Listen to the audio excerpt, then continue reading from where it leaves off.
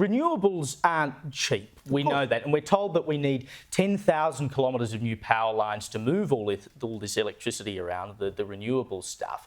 And we know there's been a fair bit of pushback from landowners in Victoria who don't want these great big ugly transmission towers built on or near their property. So the state government has set up a planning agency called VicGrid, which is meant to improve the consultation and planning process. And one of the proposals now being considered is one-off payments of up to $40,000 in compensation to neighbours who are, quote-unquote, significantly impacted by the projects. Now, you know, it costs all this money to put up poles and wires, and I'll tell you the reason, Natalia, that people love, or certainly power companies love putting up poles and wires, is because they are what are called regulatory assets, and that is essentially an investment. I love when you talk sexy. It is an investment. This is everyone at home is, you know, you're just drying up now. Everyone's leaning forward. No, they are leaning forward. Explain about this. I'm not drying up. I'm moistening. Tell me about the regulatory investments.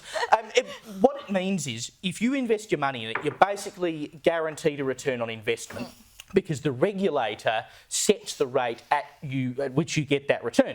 And that's why you might remember under the Gillard government it was all about, you know, gold plating the poles and wires, because the investors, the power companies, the people who build them are guaranteed to make money out of them. So they love building poles and wires. You pay for that through your power bill. We all pay for it. And now, if you're a taxpayer in Victoria, you're going to have to pay $40,000 a pop to people who have these things put up next to their properties. Oh, as Victorian taxpayer, I just cannot count all the taxes I'm facing. Well, they're going to start taxing you for the suburban rail loop now too, because they've run out of money.